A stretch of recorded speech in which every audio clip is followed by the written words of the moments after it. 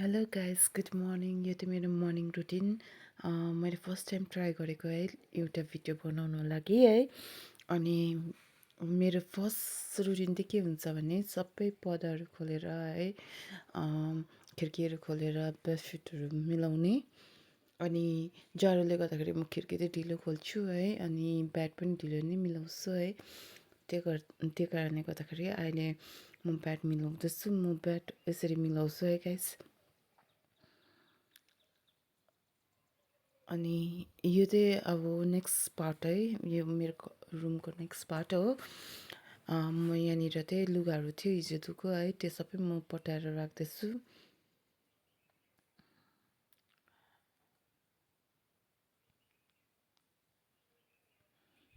म घरिघरि चाहिँ दाहिरोको छेउमा जाँदैछु, किनभने चाहिँ मेरो चाहिँ बाहिरनिर डगी छ है, मेरोमा एउटा पप्पी छ है, जो चाहिँ पुरा अब नक गरिबस्छ दाहिरोमा है। मान्छेसँगै बसौँ भन्छ नि त, त्यसै कारणले गर्दाखेरि